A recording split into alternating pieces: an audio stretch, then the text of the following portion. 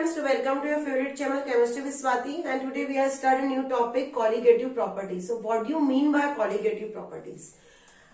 हमारे solution chapter का सबसे इम्पॉर्टेंट टॉपिक होता है कॉलिगेटिव प्रॉपर्टीज। अब कॉलिगेटिव प्रॉपर्टीज किसको हम कहते हैं? भाई कॉलिगेट तो नहीं है, नहीं तो आप लोग समझ रहे होंगे कॉलिगेट नहीं। Colligative properties, the properties which depends upon the number of solute particles। ऐसी प्रॉपर्टीज जो सॉल्यूट पार्टिकल्स के नंबर पे डिपेंड करे, irrespective of their nature and size. उनके साइज पे कोई निर्भर नहीं करेगी प्रॉपर्टी, उनके नेचर पे डिपेंड नहीं करेगी, सिर्फ उनके नंबर पे डिपेंड करेगी। ऐसी प्रॉपर्टी कहलाती है कॉलिगेटिव प्रॉपर्टीज। जैसे हमारा रिजल्ट होता है बेटा, आप सभी का रिजल्ट होता है, तो रिजल्ट में हमारे पी सी बी, हमने पी लिया है तो पी, अगर हमने हिंदी लिया है तो हिंदी, और हमारा इंग्लिश, इन सभी के मार्क्स का एवरेज निकलता है हमारा रिजल्ट। ऐसा होता है कि स्टूडेंट्स कैसा दिखता है, उसकी पर्सनैलिटी कैसी है, उसका नेचर कैसा है, इस पे डिपेंड नहीं करता है हमारा रिजल्ट। हमारा रिजल्ट करता है यहाँ के मार्क्स पे। How many marks do you get in a PCB and except another subject. Such a way, some of the properties of a solution depend upon only and only the number of solute particles। कितने solute particles हमने लिए हैं उस पर depend करता है ये properties. ऐसी प्रॉपर्टीज कहलाती है कॉलिगेटिव प्रॉपर्टीज। कॉलिगेटिव प्रॉपर्टीज जो होती है हमारे सिलेबस में, हमको है 4 कॉलिगेटिव प्रॉपर्टीज को बहुत अच्छे से पढ़ना है। पहली कॉलिगेटिव प्रॉपर्टीज हमारी है, first colligative properties of us, relative lowering in vapor pressure। Vapour pressure कम हो रहा है तो वो कम होने के लिए कौन रिस्पॉन्सिबल है? सॉलिड पार्टिकल्स के नंबर। सेकेंड है हमारा एलिवेशन इन बॉइलिंग पॉइंट। अगर हमारा किसी का कोई सॉल्यूशन का बॉइलिंग पॉइंट बढ़ रहा है तो उसका रीजन भी सॉलिड पार्टिकल होगा। Depression in freezing point, freezing point कम हो जाए। और फोर्थ होती है ऑस्मोटिक प्रेशर। तो हम एक एक को बहुत अच्छे से पढ़ते हैं और उससे रिलेटेड न्यूमेरिकल्स भी करने की कोशिश करते हैं कि एग्जैक्टली ये क्या होता है। तो फर्स्ट हमारा आज का जो टॉपिक है वो है relative lowering in vapour pressure. Video को पॉज करके अपने नोट्स खुद बनाइए, खुद नोट्स बनाएंगे तो हमेशा याद रहेगा हमने क्या लिखा है, कहाँ शॉर्टकट दिया है मैम ने, कैसे पढ़ना है। फर्स्ट है हमारा relative lowering in vapour pressure. इसके पहले हमको राउल्स लॉ को एक बार रिमाइंड करना पड़ेगा कि राउल्स लॉ क्या कहता है। राउल्स लॉ ये कहता है कि कोई कंपोनेंट का पार्शियल प्रेशर किसी सॉल्यूशन में डिपेंड करता है मोल फ्रैक्शन, उसके खुद के मोल फ्रैक्शन पे। क्या बोला मैंने? The partial vapour pressure of any component in solution depends upon the mole fraction of that component। उसी कंपोनेंट के मोल फ्रैक्शन पे डिपेंड करेगा प्रेशर। प्रपोर्शनल साइन हटाया, हमने क्या लिया? P1 not X1। ये क्या है? Mole fraction. ये है पार्शियल प्रेशर। और ये है प्योर सब्सटेंस का प्रेशर, प्योर सब्सटेंस जो भी लिया है हमने उसका। That is our Raoult's law. इसी की हेल्प से हम निकालेंगे relative lowering in vapour pressure. कैसे निकालते हैं देखो, ये पूरा आपको समझ में आ गया होगा। बस हम एक इक्वेशन लेते हैं और इस इक्वेशन से उसको निकालते हैं। ध्यान दीजिए, P1 is equal to P1 not X1 हमारे पास है। हम इसको थोड़ा सा रीअरेंज कर सकते हैं। P1 अपॉन P1 नॉट कर लिया, इसको नीचे ले लिया, कोई फर्क नहीं पड़ेगा। अब हमने अगर सपोज लिया subtract above from one each side, दोनों साइड से ये जो दोनों है हमारे पास, इनको हम एक में से सब्सट्रैक्ट कर दें तो क्या निकलेगा, ये आएगा कुछ ऐसा। यस, यहाँ पे कुछ नहीं है तो क्या लिखेंगे 1, एलसीएम निकालेंगे तो क्या बनेगा P1 naught minus P1 upon P1 not.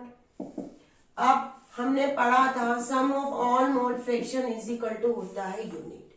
अगर मैं यहाँ पे x2 की वैल्यू निकालूं तो 1 माइनस x1 आएगा ये, तो इसकी हेल्प से हम इसकी प्लेस पे लिख देंगे x2। अब x2 क्या है और x1 क्या है, यहाँ पे x1 है मोल फ्रैक्शन ऑफ सॉल्वेंट और x2 क्या है मोल फ्रैक्शन ऑफ सॉल्यूट। और ये जो टर्म्स है ये कहलाती है relative lowering in vapour pressure. और ये किस पे डिपेंड कर रही है, मोल फ्रैक्शन पे। तो जो वेपर प्रेशर में जो कमी आई है वो कमी कौन रिस्पॉन्सिबल है उस कमी के लिए, उस कमी के लिए रिस्पॉन्सिबल है मोल फ्रैक्शन ऑफ सॉल्यूट। जो भी वेपर प्रेशर कम हुआ है किसी सॉल्यूशन का, सॉल्यूशन किससे मिलकर बना होता है हमारा, सॉल्यूशन मिलकर बना होता है सॉल्वेंट एंड सॉल्यूट। तो अगर ये प्रेशर इसका कम हो रहा है तो उस प्रेशर के लिए रिस्पॉन्सिबल है सॉल्यूट के पार्टिकल्स। तो हमको एक यहाँ पे नया फॉर्मूला मिल गया। इस वीडियो को आप पूरा वीडियो को पॉज करके इसको नोट कर लो, इससे रिलेटेड न्यूमेरिकल्स एग्जाम में आने के बहुत अच्छे चांसेस होते हैं। P1 naught minus P1 upon P1 naught is equal to x2, ये है हमारा। अब ध्यान दो इधर, ये पूरी टर्म्स क्या कहला रही है, RLVP relative lowering in vapour pressure. x2 mole fraction है, सेकंड वाले कंपोनेंट के हैं। अगर इसको हम करें मोल के टर्म्स में तो इसका आंसर हमको ऐसा मिलेगा N2 moles of second upon total mole. Total mole हो गए 1 और 2। 1 क्या है हमारा, हमने हमारा N1 क्या है सॉल्वेंट के मोल और N2 क्या है सॉल्यूट के मोल। अब N2 N1 प्लस N2, कई बार ऐसा होता है कि ये टर्म्स बहुत छोटी होती है तो हम नीचे की टर्म्स को क्या कर देते हैं, इग्नोर कर देते हैं। Sometimes we ignore that terms. हमारा फॉर्मूला क्या बनेगा, P1 naught minus P1 upon P1 naught is equal to N2 upon N1। कई बार हम ऐसा करते हैं। N2 क्या होते हैं सेकंड के मोल। मोल को कैसे निकालते हैं, मोल को निकालते हैं given mass upon molar mass से। गिवन मास को क्या लिख सकते हैं W, मोलार मास को क्या लिख सकते हैं कैपिटल M। तो यहाँ पे लिख देंगे W2 अपॉन M2 और यहाँ पे लिख देंगे W1 upon M1 is equal to P1 naught minus P1 upon P1। ये एक हमारा फॉर्मूला बना, इससे रिलेटेड न्यूमेरिकल्स हमको करने हैं। दूसरा हमारा ये एक फॉर्मूला बना, इससे रिलेटेड न्यूमेरिकल्स भी करने हैं और कई बार इस फॉर्मूले का यूज भी हम कर सकते हैं। ये है हमारा relative lowering in vapour pressure. Vapour pressure में जो रिलेटिव लोअरिंग हुई वो किसके कंडीशन से, किसकी वजह से हुई, मोल फ्रैक्शन के वजह से हुई। इसके मोल फ्रैक्शन सॉल्यूट के मोल फ्रैक्शन की वजह से। अब एक न्यूमेरिकल्स करते हैं तो हमारा कंसेप्ट बिल्कुल क्लियर हो जाएगा कि हम क्या, हमको किस टाइप से एग्जाम में क्वेश्चंस पूछे जाते हैं, किस वजह से हमको कैसे न्यूमेरिकल्स को करना है। तो आपको मैं एक न्यूमेरिकल करके दे रही हूँ और वो न्यूमेरिकल एनसीईआरटी इंडेक्स क्वेश्चन ही है। एनसीईआरटी के टेक्स्ट बुक एक्सरसाइज के क्वेश्चन हम पूरे टेस्ट क्वेश्चन हमको दिया हुआ है। Vapour pressure of pure water at 298 kelvin is 23.8 mmHg। 50 gram of urea is dissolved in 850 gram of water. Calculate the vapor pressure of water for this solution and its relative lowering. Whenever any question is given to us, at a time we have to read it twice. जब भी कोई question हमारे पास आए numerical से related, तो हमको at least उस question को 2 बार पढ़ना चाहिए. उसके बाद हमको क्या वैल्यूज दी हुई है और किन वैल्यूज को हमको फाइंड आउट करना है, उसका एक डेटा हमको तैयार करना है. वेपर प्रेशर रिलेटिव लोवरिंग मतलब हमारा ये वाला फॉर्मूला यूज होने वाला है. यहाँ पे हमको इतनी समझ में आ गई चीजें. अब x2 हमारा क्या होता है, n2 upon n1 plus n2 होता है. n2 किसके बराबर होता है, w2 अपॉन m2 और n1 होता है w1 अपॉन m1. मतलब हमको P1, P1 not, W2, M2, W1 और M1 ऐसी कुछ टर्म्स यहाँ पे मिलनी चाहिए. Vapour pressure of pure water, pure condition में क्या मिलता है, P1 नॉट. मतलब हमको P1 नॉट गिवन है. Those students who are giving NCERT examination 12th, they have to make a habit to write down the given. जो 12th की exam देने वाले हैं, सीबीएसई हो या स्टेट बोर्ड हो, उनको हमेशा गिवन लिखने की एक हैबिट डालनी चाहिए. गिवन पे आपको मार्क्स मिलते हैं. P1 is equal to 23.mm, ये हमको गिवन है. 50 gram of urea is dissolve in 850 gram of water. कौन सी क्वांटिटी कम है, यूरिया. मतलब यूरिया क्या है हमारा, सॉल्यूट. सॉल्यूट का मतलब क्या होता है, W2 और M2. तो कितने ग्राम यूरिया डला हुआ है, 50 ग्राम. M2 यूरिया का मास. यूरिया का मास हम कैसे निकालेंगे, उसके फॉर्मूले से निकालेंगे, NH2CO NH2 से. तो इसको सॉल्व करोगे तो हमको 60 ग्राम मिलेगा. W1 वाटर 850 ग्राम दिया हुआ है और M1 वाटर का मास 18 ग्राम. ये हमको डेटा इतना पता चल गया. अब इस डेटा की हेल्प से यहाँ पे 2 चीजें हमको निकालनी है. Calculate the vapour pressure of water, water का वेपर प्रेशर निकालना है. फॉर इज द सोल्यूशन मतलब हमको P1 निकालना है. And it's relative lowering, relative lowering का मतलब है P1 नॉट अपॉन P1 को भी हमको निकालना है. इतने टर्म्स को हमको निकालना है. हम इस फॉर्मूले का यूज करते हैं. इस फॉर्मूले के यूज करने से हमको कुछ टर्म्स मिल जाएगी. कैसे मिलेगी, ध्यान दो. हम सबसे पहले लिखेंगे x2 is equal to P1 naught minus P1 upon P1. P1 naught की वैल्यू हमारे पास है क्या, देखते हैं हम है या नहीं है. उसके पहले हम x2 निकाल के रख लेते हैं. x2 is equal to n2 upon n1 plus n2. n2 को निकालना है. n2 को निकालने के लिए n2 is equal to W2 upon M2. W2 क्या है हमारे पास 50 ग्राम और M2 कितना है 60 ग्राम. जब इसको हम सॉल्व करेंगे तो हमको आंसर मिलेगा 0.833. उसके बाद N1 निकालेंगे, W1 अपॉन M1. W1 कितना है हमारे पास यहाँ पे 850 और M1 कितना है 18 ग्राम. तो 850 अपॉन 18 इसको सॉल्व किया जाए तो इसको सॉल्व करेंगे तो हमको मिलेगा 47.22. अब हम इसकी हेल्प से x2 निकालेंगे. यहाँ पे x2 is equal to n2 की वैल्यू कितनी है हमारे पास 0.833.